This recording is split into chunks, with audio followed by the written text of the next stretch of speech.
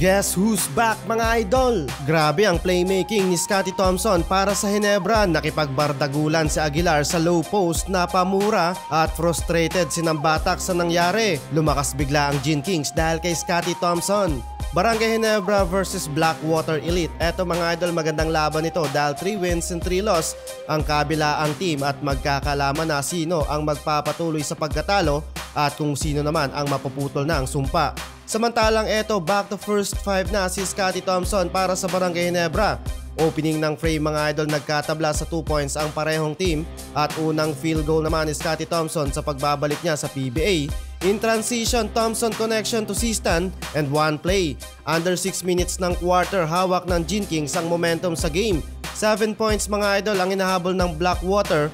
Buhat mode naman mga idol si C-stand. So far 12 points na and impressive 5 of 6 field goals. Samantalang struggle mapopensa at depensa ang Blackwater at napako sa 13 points. Last 3 minutes na ng quarter na maigalaw nila ang baso. Floating jump shot mula kay Chua. Nagtapos ang first quarter na pabor sa Ginebra 21-29.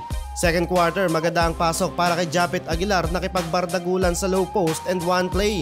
Samantalang maagang unsuccessful ang challenge ni Coach Tim Cone para kay Scottie Thompson. May touch sa bola mula sa bad pass ni C-stand na nagresulta ng turnover. Sa kabila, 2 points pa lang si Ray Nambatak mula sa 1 of 3 field goal. Frustrated mga idol ang gwardya sa nangyayari. Samantalang 2 versus 1 sa low post si Scottie Thompson.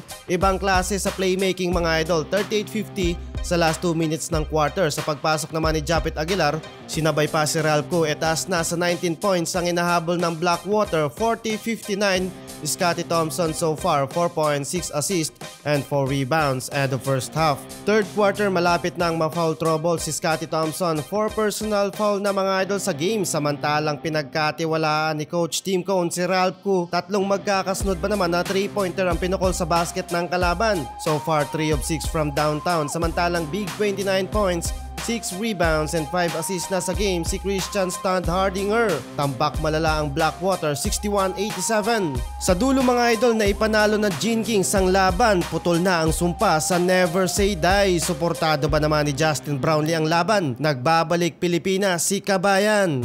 Ang video na to ay hatid sa inyo ng 1xBet. Habang nanonood ka ng mga laban ng basketball mapa NBA, PBA at iba pang liga ng basketball sa buong mundo, ay pwede kang tumaya dito at manalo ng limpak-limpak na papremyo. Kung gusto niyong tumaya at gumawa ng account, ay i-click lang ang link na nasa comment section. Gamitin ang iyong phone number or email at ilagay mo na din ang ating promo code na JLTV1X para sa mas mataas na tsansang manalo. Maaari ka ding makatanggap ng 6,000 pesos bonus sa una mong deposit via GCash o ibang cash-in method.